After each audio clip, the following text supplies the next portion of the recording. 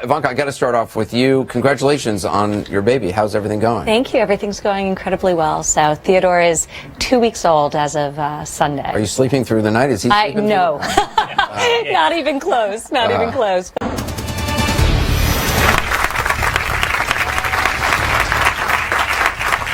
And we are back with Donald Trump, and joining us, his wife Melania, sons Donald Jr., his daughter Kai has just jumped on the stage as well. She's 8 years old. Eric is with us, daughters Tiffany and Ivanka. Welcome. It's great to have the whole family together like this. Thanks so much. Ivanka, I got to start off with you. Congratulations on your baby. How's everything going? Thank you. Everything's going incredibly well. So Theodore is 2 weeks old as of Sunday. Are you sleeping through the night? Is he sleeping? No. Not even close. Not even close. But it's a blessing. So we're very happy. Well, congratulations. That's the most important thing. I'm just curious, when your dad, your husband, I mean, how did the conversation come up? Was there a family meeting like on the Brady Bunch, or I mean, how did he call each of you individually and say, you know, I'm going to do this time? And what did you think? Well, I think it's such a personal decision that ultimately it was one he had to arrive to on his own. And obviously, as we've all seen over the last several months, it's a vicious industry, politics, much more so than real estate or anything we've ever experienced. So, but we were just incredibly excited for him. I mean, we know what he's capable of. We've stood by his side for the last decade in my case, a little bit longer in Don's case, and watched him do these deals at the Trump Organization. And we know what he could bring to the country, so we're just happy to support him. He's flirted with it before. Did you think, okay, this time it's actually going to happen? I think this time we knew it. I mean, you sensed the frustration in 2008. You sensed the frustration even more so in 2012. But I think we were young. I mean, he has a company. He actually employs tens of thousands of people whose livelihoods and whose families' well-being depend on the success of that company. So in 2008, I was 29. I'm the oldest. You know, he wasn't just going to say, okay, congratulations, here's $1 billion company, leave it with us, and, you know, hope that those people who've been so loyal to him for so many years are going to be okay. I think now we've been in the company much longer. We have these decades of experience that he can walk away and know that those people who've been so good to him for all that time, you know, are still going to be taken care of, and he can do what he wants to do for the country. Melania, for you, were you nervous for him? Were you instantly like, yeah, let's do this? Well, I was not nervous for him, but he was thinking about it, and I gave him a support. And I said to him, you know, you cannot just talk, you need to go and run, and people will take it serious. And if you run, you will win. And I see how people react to him before he announced it. Tiffany, Eric, when you saw him coming down the escalator with Melania, I mean, did you have any idea that it would go on this long, that it would become what it has? Listen, it's an amazing success story if you look at it, right? I mean, he's been in politics 9 months, and he's winning the Republican Party for president of the United States. I mean, it's really an incredible story. But, you know, to your specific question, I actually remember when you said, you know, listen, kids, I'm going to do this. I'm going to hop into the race. I want to self-fund. I want to do it for the country. I mean, this is about the country. This country has given me everything. You know, I'm going to give back. And it was actually a really powerful moment. I'll never forget that moment in the office together, you know, the four of us. And it was a special moment for us. Tiffany, for you, what do you think? Well, whenever my father puts his heart and soul into something, he goes full force. And when he finally decided to, you know, run for president, I think all of us knew, you know what, here we go. Like, he really just worked so hard, and we knew it would be a success. And I had no doubt in my mind that he would get as far as he has. Ivanka, Eric, it's no surprise. I got to ask you, there was news just this week that both of you were not registered to vote in the primary. What happened? Well, I'm an independent, and I've always voted based on the candidate as opposed to based on the party. And it was actually a very interesting experience. So we're not a family of politicians. We haven't been in politics very long. New York has one of the most onerous rules in terms of registration, and it required us to register a long time ago, almost close to a year ago. And we didn't do that. We found out about it sort of after the fact. But it was actually why I started making a series of videos to educate people in each of the individual states, because every state is different. Most states you can register as late as the day of the actual When did you realize primary. you weren't going to be able to vote in the Around a week later. Is that right? Yeah. So Eric, how about for you? Yeah, no, it was the same thing. I mean, we both fell into that same boat, and it was our first kind of foray into politics. We didn't realize how the whole system worked, and it was amazing. We actually made it a very big part of the campaign, and there's no one that's been more visible on the campaign than the two of us, but we made it a very big part to get that message out. You know, get out, register, go out, vote. Here's how you do it, and, you know, we gave them all the tools and everything to actually go out and figure out that process. And so it actually was a great educational process for us, and one that probably, you know, help the campaign a lot. And you're seeing the turnout, by the way. You're seeing so many, you know, people who are registering on the time. You see the people flipping sides to be able to vote for my father. I mean, that's pretty amazing. And it's Do you because consider we've been yourself really cognizant a Republican? of getting those? Yeah, I've been always. Eric? Very much so. I'm registered in Pennsylvania as a Republican. Okay. And Ivanka, you're still an independent? I'm an independent. Right. Cool. What was your reaction when you found out that they weren't going to be able to vote for you in the primary? Well, I knew that Ivanka was independent, and I was fine with it, and I understand why she is. I mean, you know, it's hard to be thrilled with what's going on in politics, okay? Either party, if you look at what's going on. And she was an independent. She's going to switch over to be Republican, I guess, at some point, and perhaps she wants to see what's going on. But I have a feeling she'll be voting in November for me. I have a really strong... Well, that's no question. That's no question. And But Eric there is I can actually vote as an switching over. independent. So. I wanted you to meet some of the voters here. This is Nicole Hart.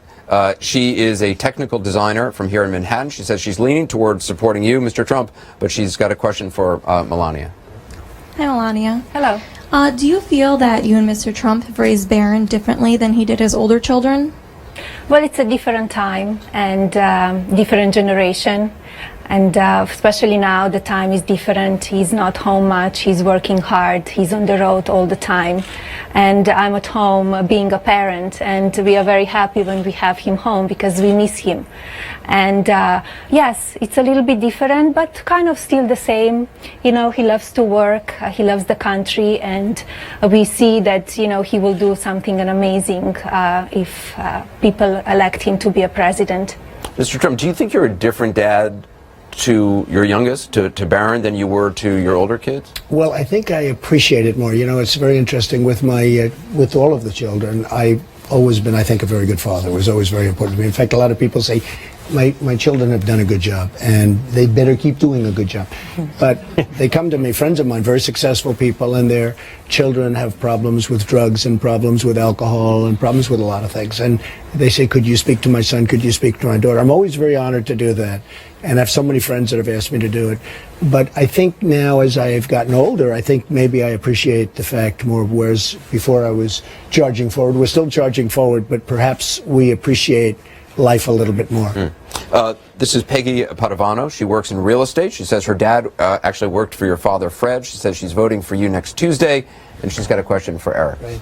Hi, Eric. How are you? Hey, Peggy, how are you? My question is, rather, it's a statement. When I was younger, I formed a very special bond with my dad through football. We used to spend countless hours together watching games. And I wanted to know, do you have a special bond with your dad, just the two of you? Yeah.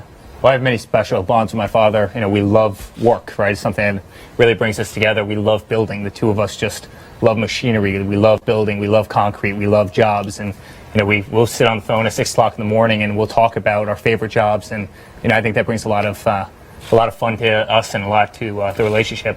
We also love golf. You know, we go out, we play golf together, and it's just something that we really enjoy. So, listen, there's a lot of things. He's got a great sense of humor. He's been the greatest father in the world. He's an amazing deal maker. You know, he's just always had so much love for us and this whole family. He's an amazing guy, one of my best friends in the entire world, maybe my best friend in the entire world. He's an amazing man, but there's really a lot that brings us together. Thank you so much. Peggy was saying that she worked for your dad. What was your relationship like with your dad? It was great, and it really became much better when I hit about 20, when I graduated from the Wharton School of Finance, and I started working. But I worked with him during summers, but it was a great relationship. But did you always know you were going to go into this business? no, I wanted to be a baseball player. I wanted to make movies. I had a lot of different ambitions as I was growing up, but ultimately I decided I'd work for my father over the summers. I was in Cincinnati, Ohio. I worked there and different places. And I loved doing it, but ultimately when I got out of school, I said, you know, this is the right thing to do. And we were in Brooklyn. We had an office in Brooklyn, and we had buildings in Brooklyn and Queens. And I always wanted to go into Manhattan. I used to look across the river and see those big buildings, and it was something that always intrigued me. But I had a great relationship with my father, but probably even better when I worked with him. This is Lillian Ortiz over here. She's an attorney from Suffolk County, New York. She says she's planning on voting for you, but she's got a question for Tiffany. Lillian? Tiffany, good evening to you all. What do you most admire about your dad? I think I've grown up seeing him as such a mentor. His hard work ethic is truly inspiring. Whenever I'm, at school studying these long hours, I see him on TV without any sleep and making these speeches, and it just makes me want to continue to work harder and prove myself and, keep on pushing to my limit. Thank you. Tiffany, your mom revealed just recently that you had your first job interview. I don't know that you wanted her to reveal that, but how did it go? I think pretty well. Were you nervous? I think everyone's nervous Yeah. graduating college, finding your first job. I think I can understand and resonate with a lot of other college graduates at this time. This is, the first time you're in the world on your own. So luckily I have a supportive family. Jared, Ivanka's husband, and Ivanka, and my father and my mother have been so supportive, and we'll see what happens. What's it been like for you watching this process, watching your dad out in the political arena? It's been amazing. I think it's a once-in-a-lifetime opportunity, truly, and to be able to be, a daughter of someone that's running for the president election, it's just no one really has that opportunity. It's an education in and of itself. Yeah. I want you to meet Arlene Tang. She's over here. She's a physician. She says she's undecided. She's got a question for you, Mr. Trump. Arlene? Good evening, Mr. Trump. I was wondering, do you talk to your wife and children the same way that you speak at the GOP debates? The same way. Occasionally. I think I'm much nicer to them. I will say, you talk about the debates. I never knew about debating. My whole life has been sort of a debate, but the politicians, they debate every night, and I didn't know how that was really going to work out. And the debates, I've loved the debates. I've really had fun with them. I think I've done well with them. I guess I wouldn't be. I've been on the center stage every single debate, and I've really enjoyed it. But I will tell you, I speak to my wife and children much, much differently. And but it has been an interesting process. They're always saying, "Be nicer on the debates." I said, "Wait a minute. They're coming at me from all these different angles. Well, how can I be nice?" But Melania, in particular, would say, "Be nicer in the debates." I said, I can't do that. I have to win first, but we'll be nice. But we've had a lot of fun. What do you say to him? Because I think I saw, Mr. Trump, you saying on the campaign trail that both Melania and also Ivanka were telling you to be more presidential. What do you want? What would you like him? How would you like him to be different? Just to use nice language. Better sometimes. language. Better language. I know you not were all the time. You were upset when sometimes I agree with it. somebody yelled out something at one of his rallies. Correct, I know and you he were repeated. You were upset with that. Yes, and I was thinking, just don't repeat it, because next day the press, all what they will talk, it's about the word, an appropriate word, and that was correct. So, Ivanka, what have you said to him about being presidential? Well, I think one of the interesting things about this process is it's very easy to have an opinion on things, but when you're not in the arena, it's it's a different ballgame. So I've definitely said things of that kind to him, but I also then watch these debates, and it's a hard thing to observe, because I see them, it's like a cage match. They're jumping on him and they're hitting him from the left, hitting him from the right. Everyone's attacking him because he's been the front runner for so long. He's the man to take down. So while I do sometimes tell him to withhold some of that sort of fire, I also understand it, and I think it's instinct, and I think it's also speaks to his passion. And I think that's ultimately what we need. I mean, you have to have tremendous stamina to get through this process. You have to have a fire and a passion. I don't think you can be particularly laid back and make it through this whole experience from what I've observed, especially when you're competing against many very qualified people who are quite upset by the fact that you've long passed them. You've still talked about kind of changing your tone from time to time, maybe even soon. Do you think that's actually going to happen? Because a lot of people are saying, look, you've been talking about that for a while. Sure. Maybe he's not actually capable of changing. Oh, I'm very capable of doing it. It's easy to do it. I mean, it's easier to do it than the way I behave right now. But so why not? Because I have two more people I have to take out. And when I take them out, I will be so presidential you won't believe it. And then, of course, I'll start on Hillary, and then I'll be a little bit less presidential. But assuming I win, I will be the country will be very proud of me, and we will make America great again. You know, my whole thing is make America great again. I haven't heard so that. important to me. I know that. But it's just so important to me because we have such potential and we're not using our potential, and we're being scoffed at and laughed at by the world, whether it's trade, whether it's paying for other countries' military and not being properly reimbursed. It's so sad what's happening to our country, and that's why we have $19 trillion in debt. It's going up to $21 trillion in debt very quickly because of the horrible budget deal that was just made. So I'll be very presidential at the right time. This is Alan Hedrick. He's a real estate agent who says he's leaning towards supporting you. He's got a question for Ivanka. Alan? Hi, Ivanka. Hi. You and Chelsea Clinton are personal friends.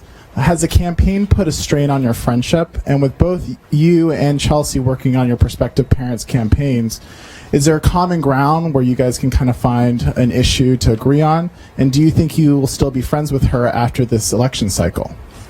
Well, look, we're children and we love our parents, so that's the great equalizer, and that's the great common ground. So I'm incredibly proud of my father. I'm amazed and truly in awe of what he's accomplished and what he's accomplished throughout the course of his life up until this point. But you know, the last 10 months have really been a whole different level. So I think that she would probably say the same about her mother. So she's probably very proud of her mother, and we certainly would share that, I would think. This is Mitchell Bernstein. He's an IT director from Brookhaven, New York. He says he's leaning towards supporting you. He's got a question for all of the women on the stage. Mitchell? Yes. You're probably aware that the media's gone after your father on several occasions regarding women in general. And I was wondering how you felt about how the media's treated him, how he's presented himself, and what you can do in general to improve the relationship and to provide information about how your relationship with your father is in regards to women in general. Well, I think the facts speak for themselves. I've witnessed these incredible female role models that he's employed in the highest executive positions at the Trump Organization my entire life. In an industry that has been dominated by men, is still dominated by men, but certainly was when he was starting out in his career and he was employing some of these women and raising them through the ranks. So, you know, for me, I think the way he raised me, the way he raised Tiffany, it's a testament to the fact that he believes and inspiring women, empowering women. He always taught me that there wasn't anything that I couldn't do if I set my mind to it, if I had deep passion, if I really unearthed what it is that I wanted to do with my life and then worked very hard to achieve it. And I don't think that's the message a father would relay to a daughter who he didn't believe had the potential to accomplish exactly what her brothers could. So, you know, for me, it's his actions speak louder than the words of many politicians who talk about gender equality, but it's not evidenced in their daily employment practices. So I think both at the Trump Organization and also in a more personal capacity, the type of father he was to a daughter, to daughters, I think evidences how he feels about our gender in general. Tiffany? Yeah, I think my father, since I've been a little girl, has always just inspired me and had so much faith in me to just be the best person I can be, the best woman I can be. And, you know, every time I speak to him on the phone, whether it be at school or when I'm with him in his office or, you know, in Palm Beach, it's just he wants us to do the best, and he has the utmost faith that we can accomplish whatever we set our minds to, just as well as men, if not better. And we're such strong, hard workers. I mean, Ivanka, of course, Melania. I just truly feel that my father is the best father, the best husband that he could be, truly. Melania, do you? He treats everyone equally. So if you're a woman and they attack him, he will attack back, no matter who you are. We are all human, and he treats them equal as men. So I think that's very important. He doesn't make the difference. And he encouraged everybody, you're a man or a woman. Do you monitor your son's social media? It's obviously a question that a lot of parents are concerned about, given, you know, all the things that go on. So do you watch your son's social media presence? He has an iPhone. He's not on social media yet. Okay. He's 10 years old. I think it's too early to be on social media. He's talking about Instagram, and so I will go into it when I will think it's a right age. It's a hard decision to appropriate, make. it's a very hard decision to make. And I grew up without social media, and it was in one way better because I see a lot of bullying is going on, and we need to protect our children. We need to watch over them. Yeah, it seems like bullying just used to be in schools, but now because of social media, it's 24 hours a day. It reaches into the home as well. And you don't know. You need to really check on your children and to talk with them and really have conversation with them. But it's very important to be a close parent and kind of on top of them, but still let them be who they are. I got to ask you guys, do you monitor your dad's social media? Possible task. I have no idea what you're talking about, Ed. Are there some days you wake up and you look at Twitter and you think, really? It kind of makes him the person he is, honestly. It's so great to not see the sound bites, the traditional politician sound bites that you read too often. I mean, he's so authentic. He writes the tweets himself. He doesn't have a team of hundreds and hundreds of people behind him, and I think that's actually what makes him the great candidate that he is. And more importantly, they're not vetted. The retweets get the retweets that get you in trouble. The tweets are fine. The retweets sometimes get a little bit shaky. And they're not scrubbed through like a database. I mean, that's the problem I see is so much of politics. Is, they're running focus groups on how do we word this so that we tell everyone what they want to hear, but then when it comes time to actually deliver, they do whatever the special interests are telling them to do. I mean, his is really genuine, and I think, it's that fight, it's that spirit that the American people see that is lacking in today's politician, where they just go with the wind and You don't have to retweet people. You can just let it stand. It's interesting. I started off a number of years ago, and I now see that over the weekend I picked up like almost 100,000 people.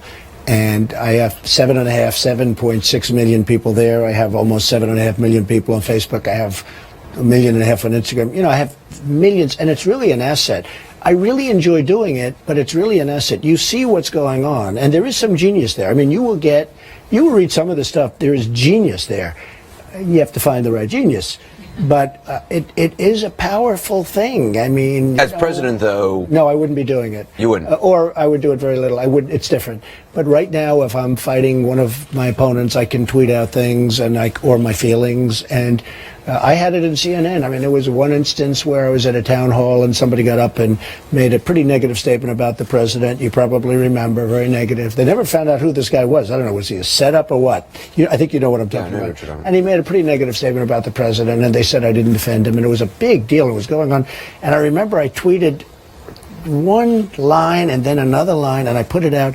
And it broke into CNN. They broke into this major broadcast. Donald Trump, breaking news. It was like, I'm sitting there. I just did this. And it totally solved the problem. I mean, it was good. So it doesn't all work badly, but it is a modern method of communication. And, when I have 16 or 17 million people, when you add it up, it gives me a big advantage Do you over write people. all your own tweets? And when somebody's retweeted from your account, you've retweeted I would say yes, other than if we release some information. I have some people, Dan, and some other people that will do it. But do you actually sit there type, or do you say something and somebody else types? During the day, I'm in the office. I just shout it out to one of the young ladies who are tremendous. I have a tremendous office staff, and Meredith and some of the people that work for me, and I'll just shout it out and they'll do it. But during the evenings after 7 o'clock or so, I will always do it by myself. Melania, do you ever want to say to him, put the mobile device down, that it's 2 a.m. and you're still tweeting? If he would only listen. I did many times. And I just say, okay, do whatever you want. He's an adult. Right. He knows the consequences. And let's meet more voters. This is Andrew Mezzaracca. He's a small business owner who says he's leaning toward voting for you, Mr. Trump. He's got a question for Donald Jr. Andrew? Hi, you definitely got my vote. Oh, good. That was good.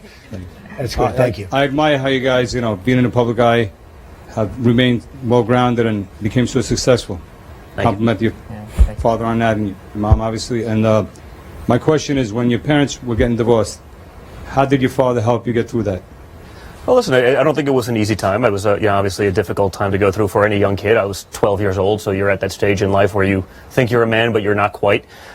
So it was certainly a difficult thing. But I think throughout our lives, he's always been there. It's usually been on his terms. It wasn't a typical, let's go play catch in the backyard sort of father-son relationship. But we always went to job sites with him. We'd be in his office playing with trucks as a 6-year-old while he's negotiating deals with presidents of major companies, and so he always made himself available. I remember calling from school and from boarding school and from getting home from school when we were younger, and he'd pick up the phone and say, "Hey, Jack Welch is in the office. Say hi, Don." And I'm sitting. He would always take it, so he was always so available. And I think because we were always present and because we always were, though on his terms at job sites, it really instilled a work ethic and a value for the business that we're in that.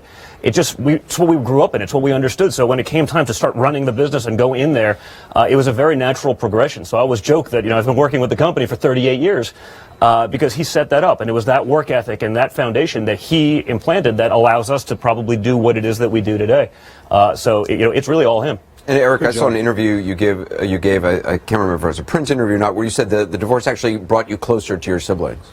Yeah, I think that's right. I mean, Don's my best friend. Ivanka's my best friend. We're inseparable with Tiffany. I mean, we have an amazing relationship. This isn't contrived. I mean, we work together every day. We have offices right next to each other. We also vacation together. Kai, I mean, she comes and she spends a weekend at my house. I mean, we watch Frozen together, right, Kai?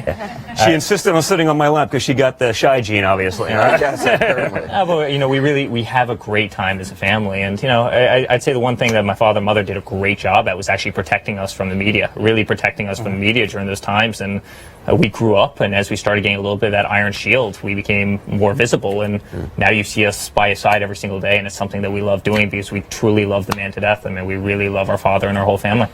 I want you to meet Cherie Murray. She's a mother from Queens who says she's currently undecided. She's got a question for Melania. Cherie? Thank you. Mr. Trump, you have a beautiful family.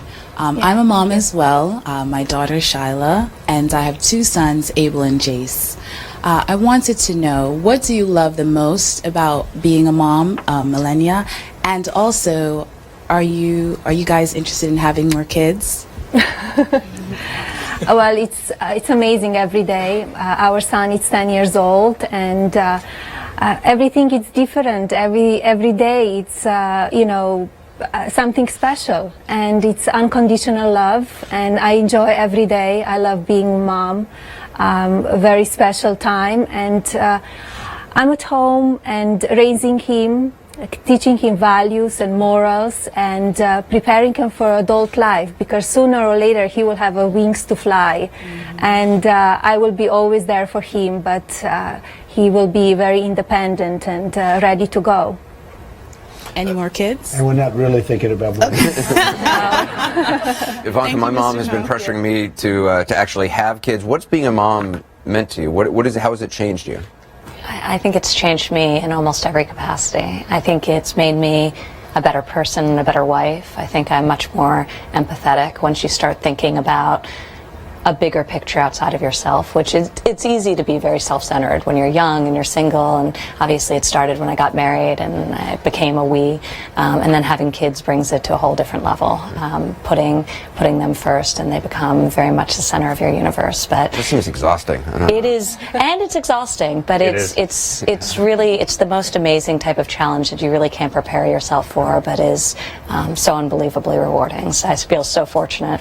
I have 3 children now, under the age of 4.5, and it's exhausting, but it's the perfect kind of chaos. I want you to meet Joseph Cohen. He's a student at Columbia University. He says he's undecided. He's got a question for Ivanka. Joseph? First, I wanted to congratulate you on the birth of your son. Thank you. I was wondering how your father reacted to your decision to convert to Judaism. What led you to that decision, and how did he react? Well, it's such a personal decision. I tend not to talk about it in a public forum, but my father was very supportive. He knows me, he knows, and he trusts my judgment. When I make decisions, I make them in a well-reasoned way. I don't rush into things, so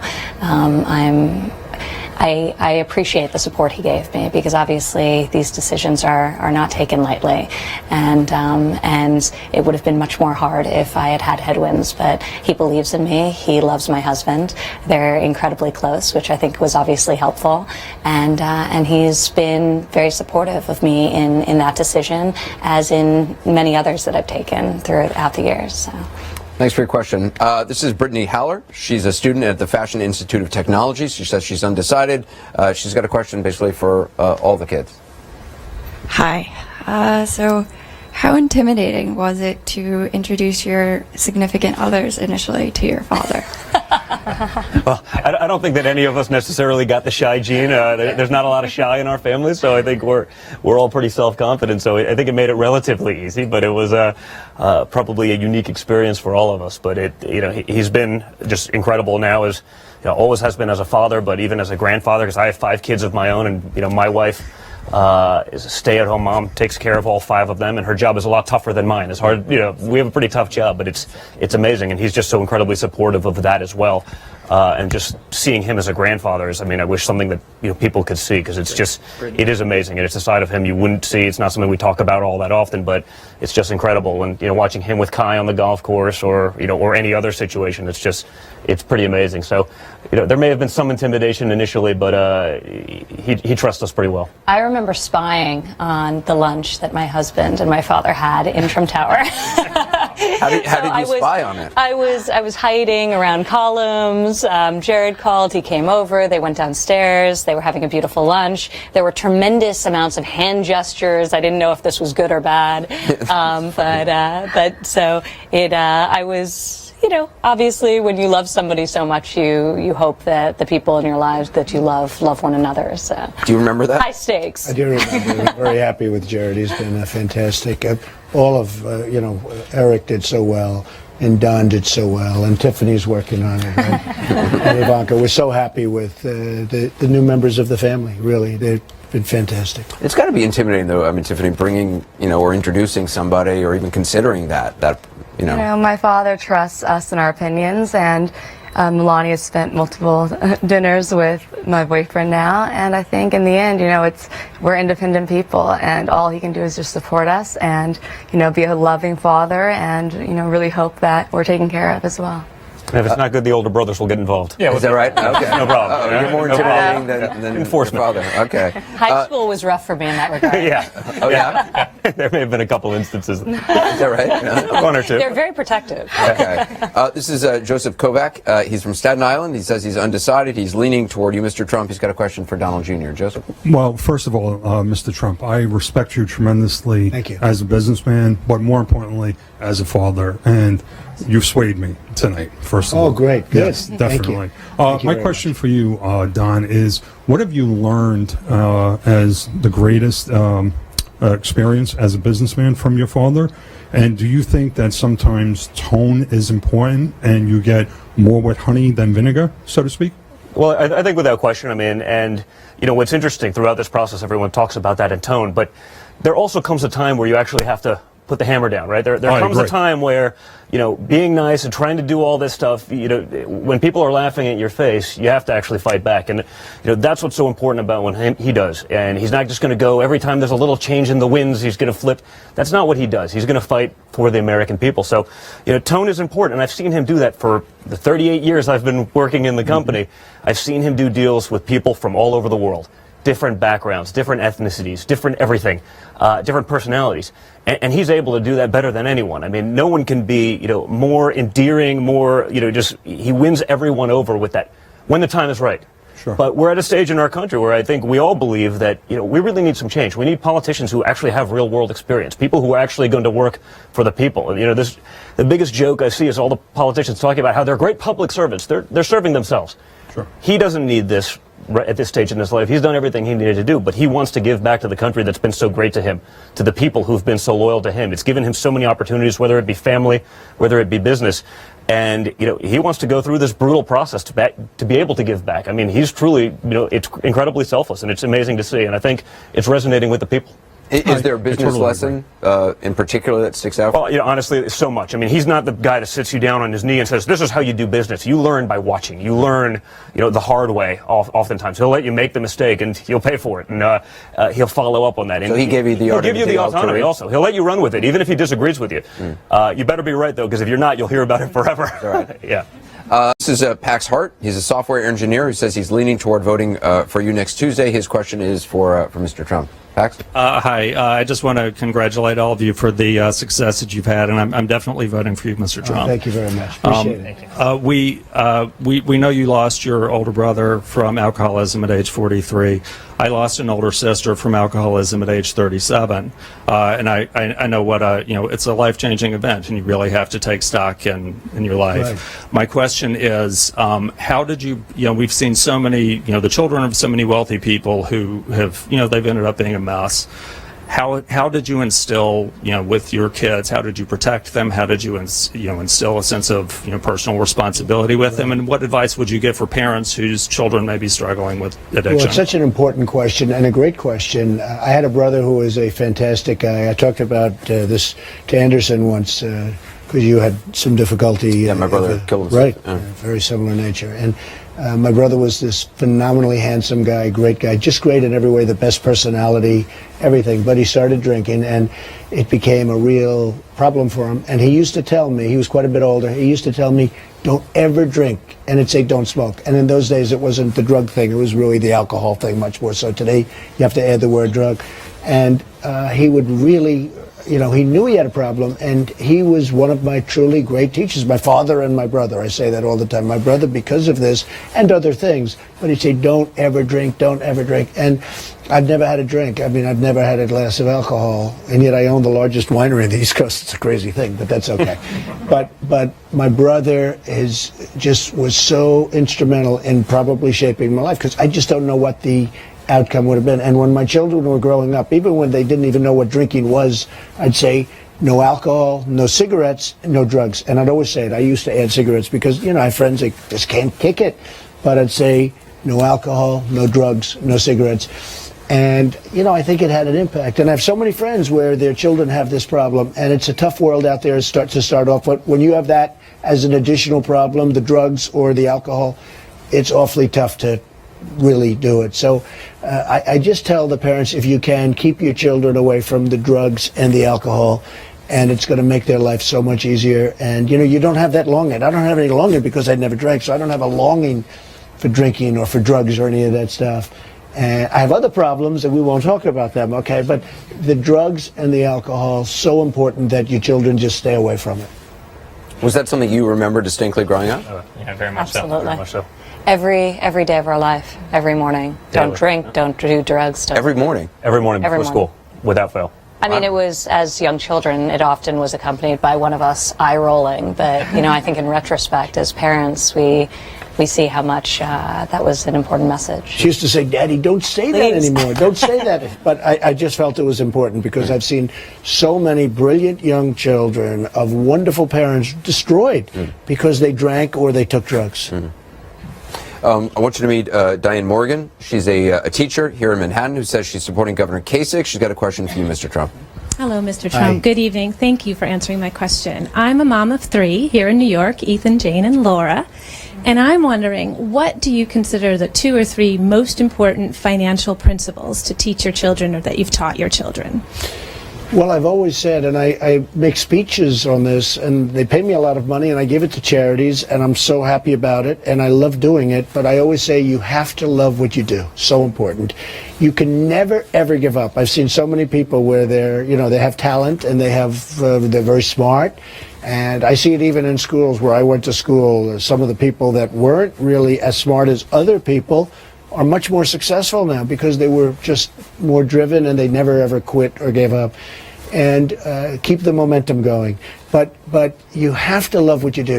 If you're in a great business, real estate business has been a great business, but if my children like some other business that wasn't maybe as good a business, but they just loved it, I would absolutely tell them to pursue that because you'll never be happy. You have to love what you do. I want to ask, just in closing, to each of the kids, and I hate to call you kids, but take it at this. It makes me feel younger.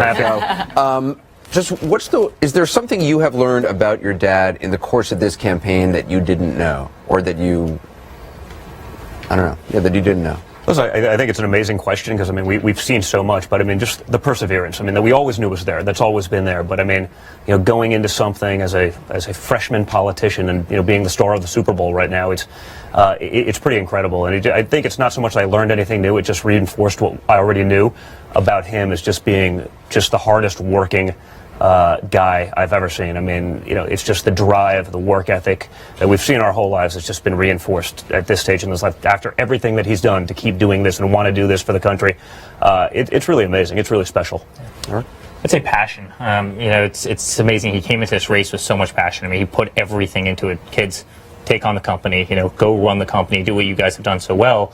I'm going to go do this. I'm going to go do this for the country. And he put so much passion to it. And his whole career, I've seen him do that, whether it be building the greatest buildings in New York, building the best golf portfolio in the world, building one of the great hotel portfolios in the world, The Apprentice, now running for president. And it's really largely due to the passion. You just spoke about it. But it's the passion that makes him so successful at what he does.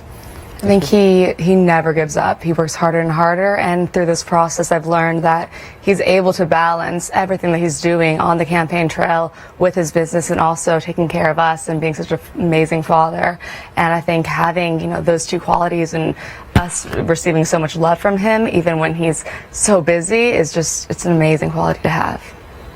I think one of the things I've always been most inspired by in observing my father is the way that he really inspires others. The way at our company, at the Trump Organization, he will set a very aggressive, a very bold vision and then really help people find it, help people both unearth their own potential and also work together to achieving the vision that he's charted for the company. And I think watching him on this platform also set an unbelievably bold vision, also really spearhead the conversation. And really, whether you agree with the platform or disagree with his policies on certain issues, the reality is he is guiding the conversation on both sides of the aisle. He's really setting the agenda and he's really charting the course of what's been discussed for the past 10 months, and that's what leadership is. So it's been unbelievable for me to see the way he's inspired the tens of thousands of employees at the Trump Organization really transcend that, and now he's doing that across this country. And it's really remarkable. Melania, is there something you've learned about him that you maybe didn't know? Well, I knew, his drive, and I'm with him almost every day, and it's like I go through the good, bad, and the ugly stuff, and we're going through it. And he's strong, he's passionate, he's smart, he's tough, and he's handling fantastic. And because he's passionate about the country. Mr. Trump, is there something you didn't know about yourself that you've learned in the race? Well, I think something was reinforced tonight. I've known the most successful people in the world. Many of them are very unhappy people. Many of them but many are very unhappy people. And I've always said the most important thing is having a great family. The family is more important. And, to me, the most successful people have always been the people that seem to be the happiest are people with a great family. And, you can say I have a wonderful family, and it's been very important to me. I think it's been a real stabilizing factor. I don't think I would have had the kind of success I've had without my family. Is business life tougher or political life? Well, I think that political life is more dishonest. I mean, I find the people in politics to be far more dishonest than pretty dishonest business people. You want to know the truth. I deal with some pretty tough customers. I think the business people are tougher. I think the business people I know them all. We'll use some of these tough people to renegotiate our trade deals, folks. Believe me, I know the good ones, and I know the bad ones, and I know the overrated ones, and I know the ones that are the best of all that nobody ever heard of. But we will use the best. We don't use the best right now. But I will say this. I think the business people are tougher, but I think the politicians are more deceptive. Final question. Do you really believe you're going to get to 1237, or in your heart do you believe this is going to end up being an open convention? I think I'll get to 1237. I think we're going to do very well in New York, and as I said before, some of the states around that we're going to be in next. I think we should do really well in California. I think we'll get to the 1237. Look, this has been an amazing process, and again, I said at the beginning, but I'll say it again. I'm spending my own money, and I understand politicians. I understand what motivates them. The thing that motivates them are special interests and they're lobbyists, and they won't do the right thing. The people that are really getting them are the people that give them money. And by my not taking money from all of these special interests, I'm going to be able to do the right thing for the people. They do so many bad deals, and people think, oh, why are they so stupid? They're not stupid. They're doing it because they're told to do it by the people that give them money. That's why, whether it's Ted Cruz or others, I will tell you, they're not going to do the right thing for the country.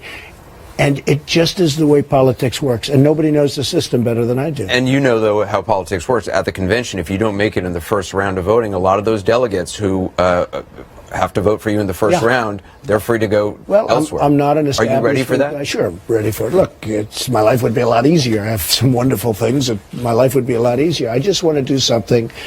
The country, as my children have said, the country has been great to me, and I want to give back. And if people want me to do that, I think I'll do a fantastic job for them, and we'll bring the country back, and we'll save Social Security, and we'll save Medicare. All this, I mean, our country's in such trouble. People don't realize what a trouble. We're sitting on a bubble.